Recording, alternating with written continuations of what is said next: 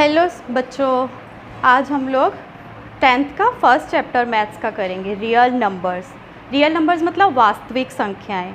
आप लोग पहले अपने प्रीवियस क्लासेस में पढ़े हैं, नेचुरल नंबर्स, होल नंबर्स सब पढ़े हैं ना। नेचुरल नंबर हमारा स्टार्ट होता है 1, 2, 3, 4 एंड सो ऑन।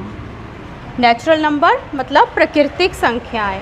उसके बाद हमारा होल नंबर्स होता है। होल नंबर में हमारे पास 0, 1, 2, 3, 4 एंड सो ऑन, ये होते हैं पूर्ण संख्या। 0 इसमें इंक्लूड कर देते हैं नेचुरल नंबर में, तो होल नंबर्स बन जाते हैं। उसके बाद इंटीजर्स को I या फिर Z से डिनोट करते हैं। इसमें हमारे पास negative numbers -1, 0, 1, 2, 3 and positive numbers की कलेक्शन को इंटीजर्स बोलते हैं। इंटीजर मतलब पूर्णांक। इसके बाद आपने रैशनल नंबर्स भी पढ़े हैं। रैशनल नंबर्स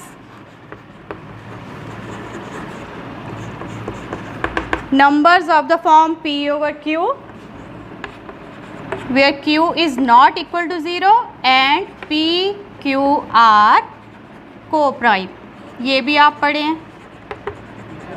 जैसे कि 2/3, 5/7, 4/5 सो ऑन। इसके बाद इरेशनल नंबर्स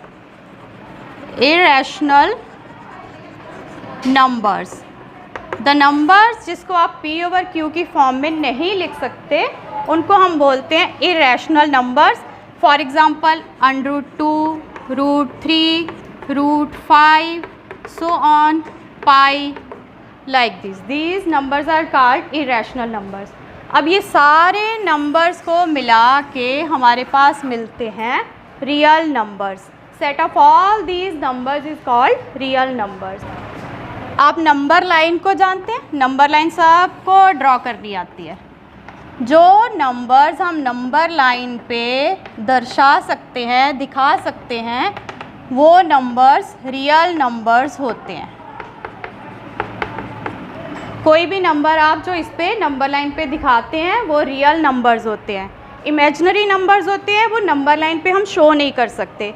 इमेजिनरी नंबर्स के बारे में हम 11th स्टैंडर्ड में पढ़ेंगे। अभी हम इसी पे फोकस करते हैं, रियल नंबर्स पे। अब आपका नेक्स्ट रियल नंबर्स के बारे में क्लियर हो गया आपको। अब हम पढ़ेंगे यूक्लिड्स लेमा।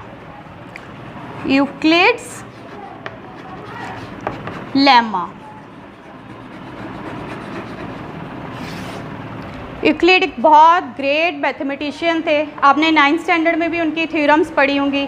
ज्योमेट्री से रिलेटेड बहुत सारे प्रूफ्स किए हैं उन्होंने। तो यूक्लिड ने हमें एक लेमा दिया है, उसको हम यूक्लिड्स लेमा बोलते हैं। उसके बारे में आज हम स्टडी करेंगे। यूक्लिड लेमा में क्या है? For given positive integers A and B, there exist unique integers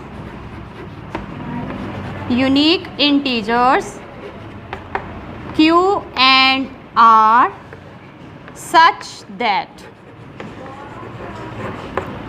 A is equal to BQ plus R, where R lies between 0 and B। इसमें वो बोल रहा है आपको दो पॉजिटिव इंटीजर्स A और B दिए रहेंगे।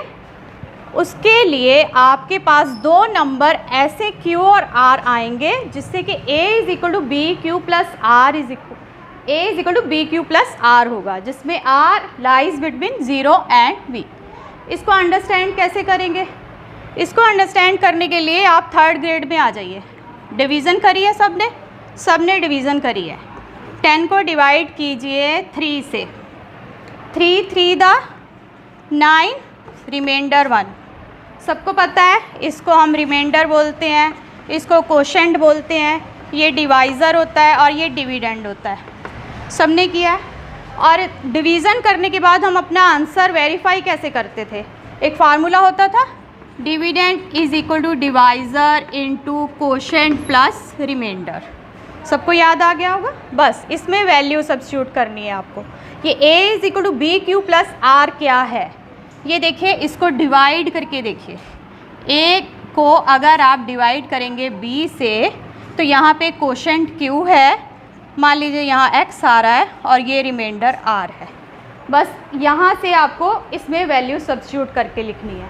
डिविडेंड आपका a है, डिवाइज़र आपका b है, कोशेंट q आया है और रिमाइंडर r। बस यही आपको यहाँ पे लेमा लर्न करना है। For given positive integers a and b there exist unique integers q and r such that a is equal to b q plus r. Unique मतलब 3 को जब 10 से डिवाइड करना है तो 3 3 द 9 ही आएगा, इसके नीचे और कुछ नहीं आ सकता, यूनिक नंबर्स ही रहेंगे ये, रिमाइंडर और कोशेंट। That's all. आपने लेमा पढ़ा। लेमा क्या होता है? लेमा होता है वो स्टेटमेंट जिसको हमने प्रूफ किया होता है और उसको हम अगली स्टेटमेंट्स को प्रूफ करने के लिए यूज़ करते हैं। तो यूक्लिड लेमा आप अंडरस्टैंड हो गया, बिल्कुल क्लियर हो गया। उसके बाद हम यूक्लिड्स डिवीज़न एल्गोरिदम को अंडरस्टैंड करेंगे। डिवीज़न एल्गोरिदम,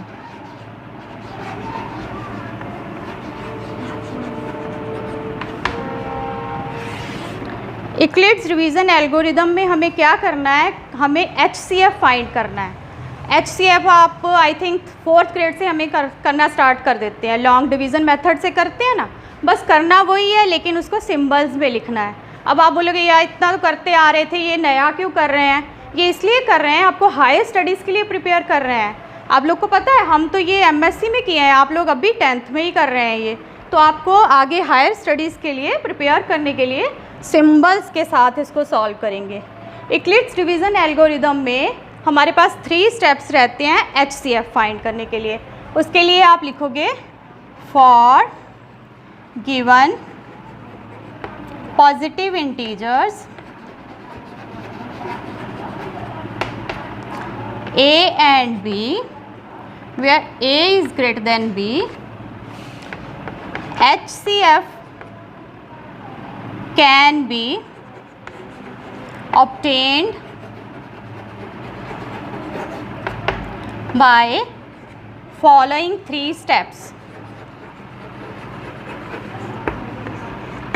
हमें 3 स्टेप्स से सॉल्व करके HCF फाइंड करेंगे। सबसे पहले आप लेमा अप्लाई करेंगे। Step number 1, apply Euclid's lemma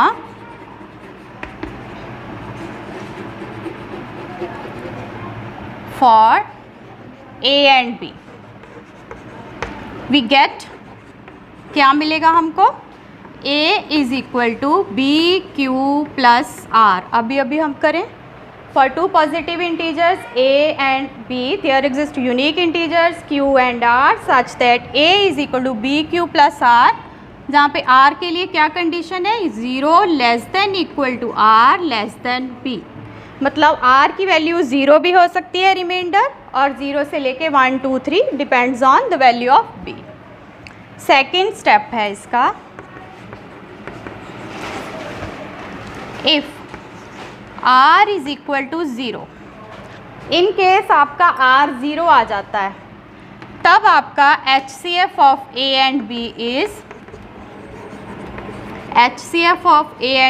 is d हो जाएगा। कैसे? आप लोगों ने HCF फाइंड किया है, मान लीजिए हमको ये 2 नंबर्स का HCF फाइंड करना है 15 और 3 का। डिवाइड करके देखिए, 3 5 द 15, रिमाइंडर 0 आ गया। It means HCF of 3 and 15 is 3।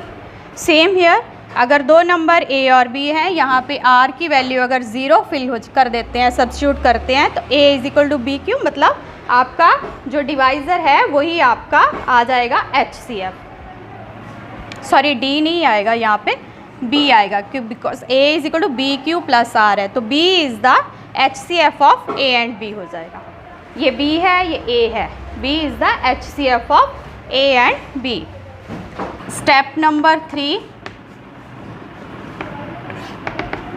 इस स्टेप में क्या है? अगर R की वैल्यू 0 नहीं आती है, if R is not equal to 0, जैसे कि सपोज कर लीजिए आपने डिवाइड किया 17 को 3 से, 3 5 15, सब्ट्रैक्ट करेंगे तो ये 2 आ गया, रिमाइंडर 0 नहीं आया, तो हमें क्या करना है, देन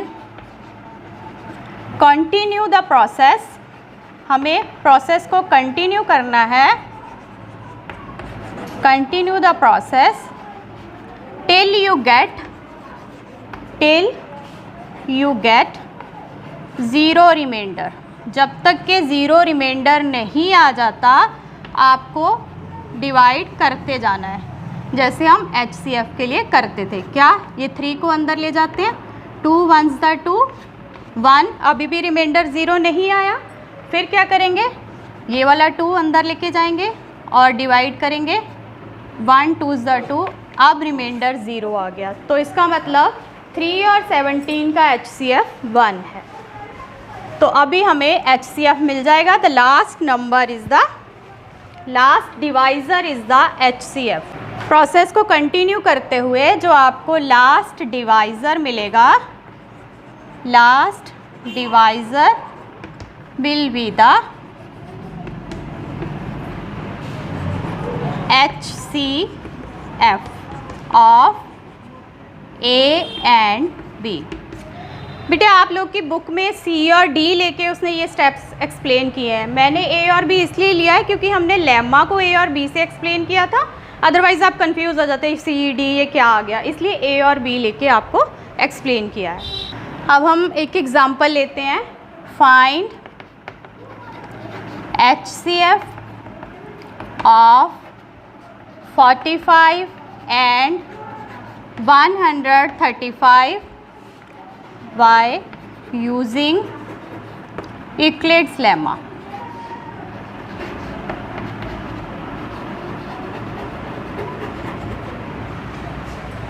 सबसे पहले आपको उसने क्या बोला है, लेमा का फर्स्ट स्टेप क्या है, for given positive integers A and B where A is greater than B। इसका मतलब आपका A क्या होगा, इसमें से A is equal to 135 and B is equal to 45।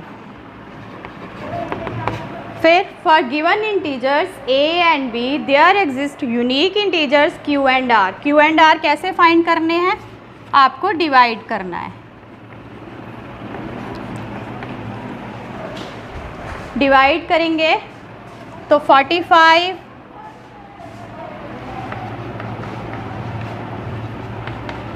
ये तो पूरा ही डिवाइड हो गया, 135 आ गया, ये डायरेक्ट 0 रिमाइंडर आ गया, इसमें हमें स्टेप्स फॉलो नहीं करने पड़ेंगे बिकॉज इसका डिवाइड होने के बाद रिमाइंडर 0 आ गया। For given integers by lemma by Euclid's division lemma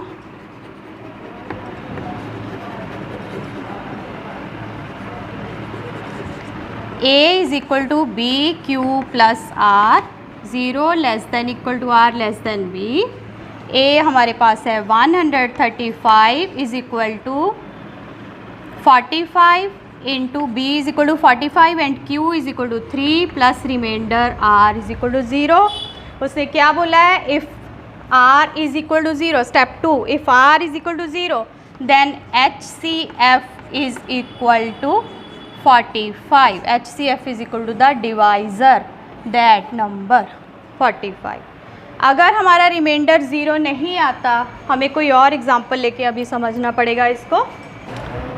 अब हम ऐसे करते हैं, 145 और 135 लिया था, आप ले लीजिए find the HCF of 45 and 138। इसमें आपको by Euclid's lemma A is equal to 138 and B is equal to 45 because A should be greater than B। अब डिवाइड कीजिए बाय यूक्लिड्स डिवीज़न लेम्मा,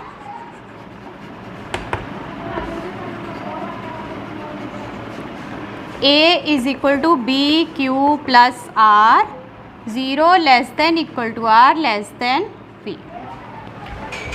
ए को अंदर रखिए, 138 डिवाइडेड बाय 45, ये हमने अभी डिवाइड किया था, 135 आ जाता है, ये आ गया 3 रिमाइंडर। अब हमारा यहाँ पे हमको लिखना है a इज़ इक्वल टू 138 है, b कितना है 45, q कोशेंट कितना आया आपका 3, रिमाइंडर अभी 3। स्टेप 2 नहीं हो सकता because r is not equal to 0, तो कंटिन्यू करेंगे। स्टेप 3 में क्या कह रहा है, अगर r इक्वल टू 0 नहीं है तो हमें कंटिन्यू करना है इस प्रोसेस को। कंटिन्यू कैसे करेंगे, बाय continuing the process। अब आप 3 को बाहर लिखेंगे और 45, जैसे 4th ग्रेड में आप करते थे HCF, बस वही कर रहे हैं। 315 द 45, अब रिमाइंडर 0 आ गया। अगर अभी भी नहीं आता तो हमें और आगे कंटिन्यू करना था। अभी आपकी बुक में होगी एग्जांपल्स, नहीं आएगा फिर से करते जाएंगे जब तक कि रिमाइंडर 0 नहीं आता। अब आपका क्या है यहाँ पे 45 a की जगह पे है, a is equal to 45, b is equal to 3 है और q कितना है 15, कोशेंट इज़ इक्वल टू 15 और रिमाइंडर इस बार 0 आ गया। और यूक्लिड्स डिवीज़न एल्गोरिथम क्या कहता है, जैसे ही रिमाइंडर 0 आएगा आपको HCF मिल जाएगा, HCF लास्ट डिवाइज़र, जिससे आपको रिमाइंडर 0 मिल रहा है। तो यहाँ पे हमारा हो गया सॉल्व बाय यूक्लिड्स लेमा, आप लिख लोगे by Euclid's division lemma, HCF of 45 and 138 is 3। हो गया, आई थिंक आपको समझ में आ गया होगा। एग्जाम्पल सॉल्व करके देखिएगा, एक्सरसाइज का फर्स्ट सम देखिएगा, नहीं क्लियर हुआ होगा तो फिर से आपको बताएंगे कि कैसे करना है। Thank you.